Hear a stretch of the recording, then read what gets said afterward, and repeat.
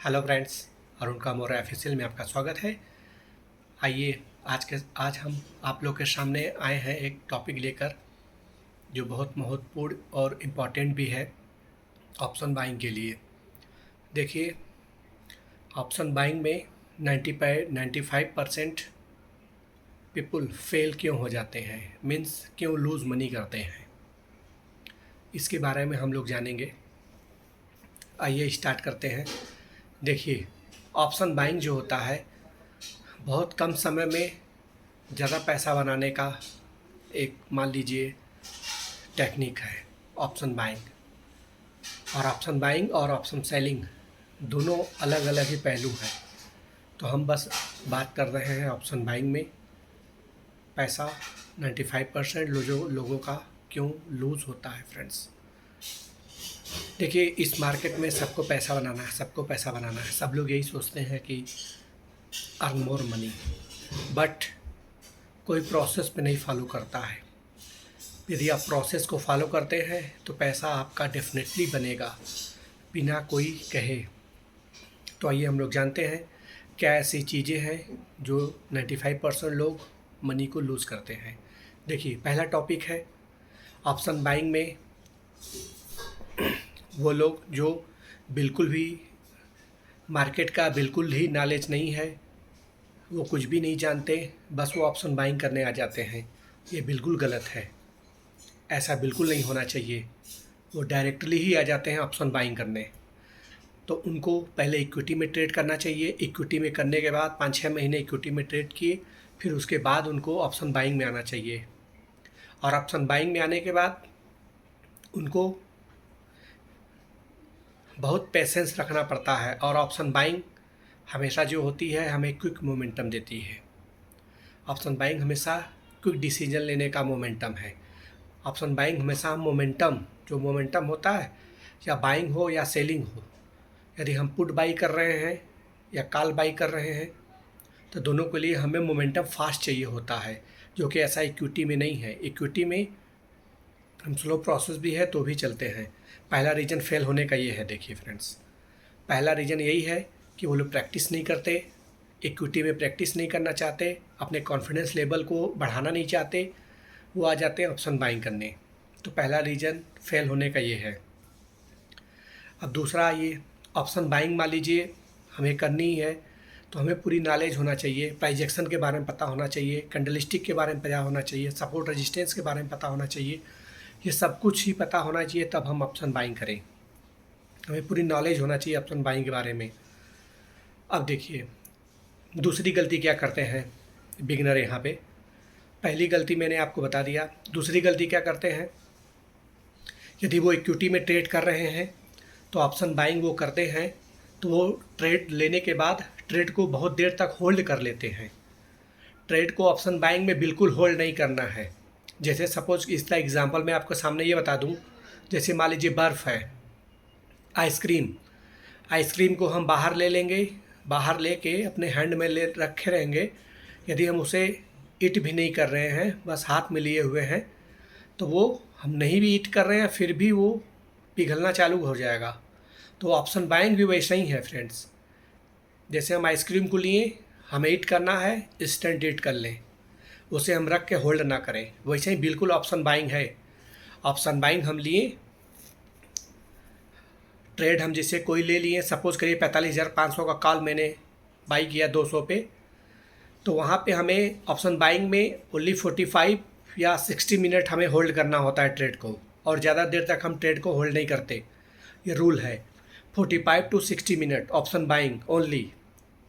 Option buying की बात हम कर रहे हैं अभी। ऑप्शन बाइंग में 45 टू 60 ये रूल है।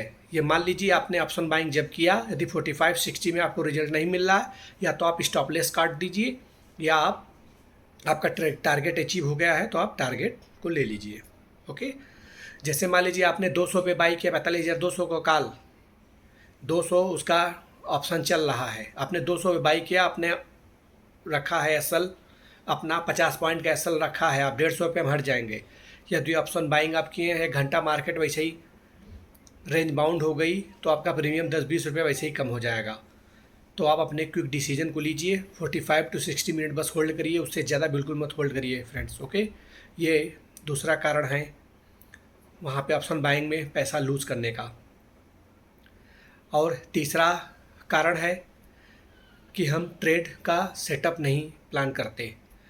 हम बिल्कुल बिना सेटअप के ही हम अपना ऑर्डर इनिशिएट कर देते हैं। जैसे हम जो भी नॉलेज हमारे पास है प्राइस एक्शन के बारे में, सपोर्ट रेजिस्टेंस के बारे में, हमें अपना लेवल ढूंढना पड़ता है इसमें। लेवल मीन्स जैसे मार्केट सपोर्ट पे आएगी तो हम बाइंग करेंगे, रेजिस्टेंस पे आएगी तो हम सेल करेंगे। ये पैसेंस के साथ हमें होल्ड करना पड़ता है, हमें रुकना पड़ता है वहाँ पे। हम जल्दबाजी बिल्कुल नहीं कर सकते, क्योंकि यदि कहीं भी मार्केट यदि होल्ड कर गई, 1 घंटा 2 घंटा हो गई तो होल्ड कर लेती है, तो हमारा प्रीमियम वैसे ही कम हो जाता है। तो ये भी ऑप्शन बाइंग का बहुत हमें लॉस होने का बड़ा रीज़न है। और देखिए, ऑप्शन बाइंग में लोग वेट नहीं, तीसरा रीज़न, ऑप्शन बाइंग में वेट नहीं करना चाहते, उनके अंदर पेशेंस नहीं है।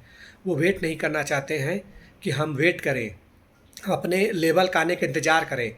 जैसे मान लीजिए मार्केट रेंज में फंसी हुई है 45,200 से लेकर 45,300, 350, 150 पॉइंट का बैंक निफ्टी है। सपोज़ बैंक निफ्टी रेंज में है 150, यदि मार्केट रेंज में है तो वो रेंज में भी ट्रेड करना कोशिश करेंगे ऑप्शन बाइंग में।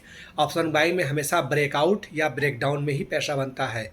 जब भी फास्ट मोमेंटम होगा, मोमेंटम में ही ऑप्शन बाइंग में पैसा बनेगा।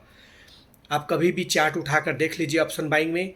ऑप्शन बाइंग में तभी पैसा बनेगा जब मोमेंटम होगा। जैसे हमें 15 मिनट या 20 मिनट में मार्केट 150 से 200 पॉइंट मोमेंटम दे दी तो वहाँ पे ऑप्शन बाइंग अच्छा बनेगा। और यदि वही पॉइंट मार्केट यदि 2 घंटे में जा रही है, जैसे सपोज करिए हमें 45,200 कॉल खरीदना है और मार्केट 210 220 चल रही है, वो 15 मिनट में 400 चली जाती है, 45,400 चली जाती है, तो वहाँ पे हमें ऑप्शन बाइंग में बहुत बेहतरीन प्रॉफिट होगा। लेकिन वही 3 घंटे में जाती है तो हमें प्रॉफिट नहीं होगा, हो सकता है हमको लॉस ही हो जाए। यदि एक्सपायरी का दिन है तो हमको लॉस ही होगा, क्योंकि ऑप्शन एक्सपायरी में बहुत तेज डीके होते हैं फ्रेंड्स। ओके, तो ये भी रीज़न है। और नेक्स्ट रीजन की हम बात करें ऑप्शन बाइंग, सपोज आपने कोई स्ट्राइक प्राइस जो लोग चूज़ करते हैं, ऑप्शन बाइंग में सबसे बड़ा रोल, अहम रोल ये भी निभाता है स्ट्राइक प्राइस का। जैसे मान लीजिए एट द मनी नहीं चूज़ करते, मैं ऑप्शन बाइंग करता हूँ, only at the money choose करता हूँ। और देखिए, जैसे ऑप्शन बाइंग में जो हम स्ट्राइक प्राइस चूज़ करते हैं इसका भी अहम रोल होता है। जैसे मान लीजिए हमें 45,000 में मार्केट चल रही है और हमें लग रहा है कि मार्केट 200 से 300 पॉइंट का मूवमेंट देगी, और हम मार्केट में ख़रीद लिए 45,500 का कॉल। यदि मूवमेंट अच्छा हुआ तो हमें प्रॉफिट दे देगा। और यदि बृहस्पतिवार में यदि हम इसको ख़रीद लिए हैं, मार्केट 200 45,200 पे चल रही है, 500 कॉल खरीद लिए और मार्केट यदि वहाँ तक नहीं पहुँच पाती है तो हमें लॉस ही होगा, प्रॉफिट तो होने वाला नहीं है। मतलब आउट द मनी हमें बिल्कुल ट्रेड नहीं करना है ऑप्शन को। ऑप्शन हमेशा एट द मनी या इन द मनी ट्रेड करिए, always time. At the money और इन द मनी हमेशा ट्रेड करने पे हमें प्रॉफिट ही देगा वो, यदि सही रिस्क टू रिवार्ड रेशियो में आप ट्रेड कर रहे हैं तो। आपका एनालिसिस सही है तो अच्छा प्रॉफिट देगा। लेकिन हमेशा ऑप्शन बाइंग हमेशा अपने स्ट्राइक प्राइस जो आप चूज़ कर रहे हो उस स्ट्राइक प्राइस के हमेशा आउट द मनी नहीं होना चाहिए, इन द मनी होना चाहिए या एट द मनी होना चाहिए फ्रेंड्स। ओके, और एक रीज़न होता है ऑप्शन बाइंग में, जैसे मान लीजिए जो बहुत लोग होते हैं जो बिगिनर ट्रेडर होते हैं। देखिए, जो मॉर्निंग की ऑप्शन बाइंग में सबसे बड़ा लॉस होने का ये भी रीज़न है, जब मार्केट ओपन होती है मॉर्निंग में तो जो बिगिनर होते हैं वो तुरंत बाइंग करते हैं 9:15 10 सेकंड 20 सेकंड पे। तो वहाँ पे बिल्कुल थोड़ा सा आप इंतज़ार करिए, 5 मिनट 10 मिनट इंतज़ार करिए, क्योंकि पहला 5 मिनट जो होता है ऑप्शन बाइंग का उसमें प्रीमियम का एडजस्टमेंट होता है।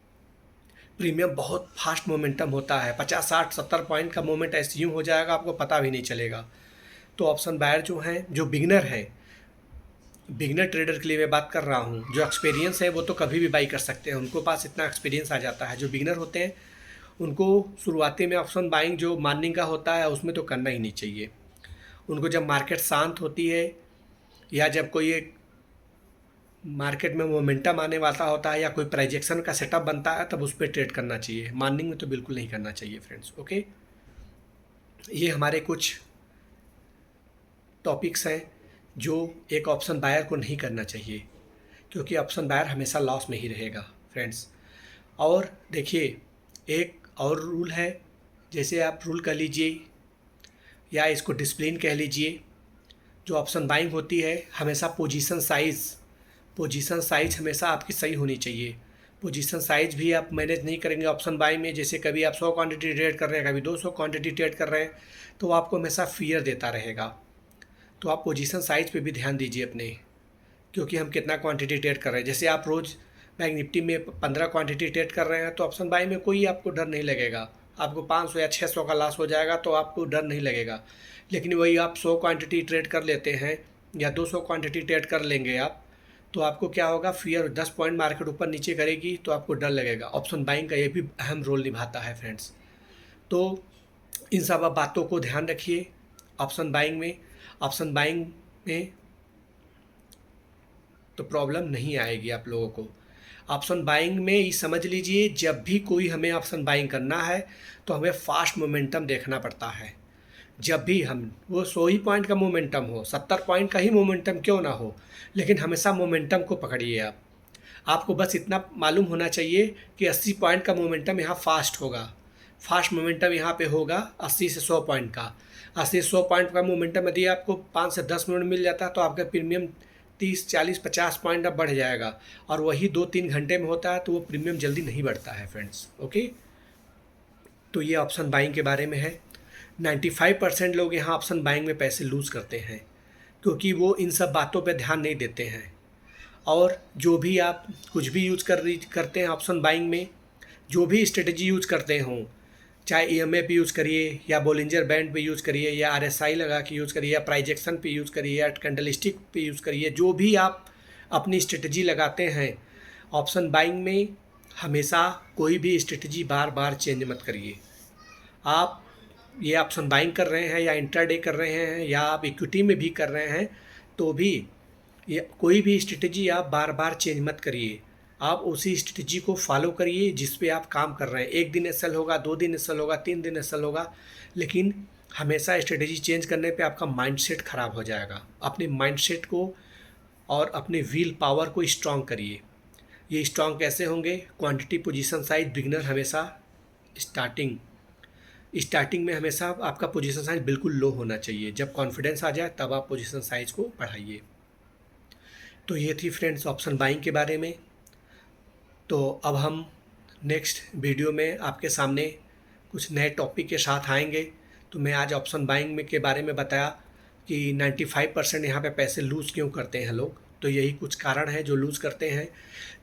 मेरी भी प्रॉब्लम यही थी, तो मैंने भी इस पे बहुत रिसर्च किया, मैं बहुत सीखने की कोशिश किया, तब मैं भी आज भी ऑप्शन बाइंग करता हूँ।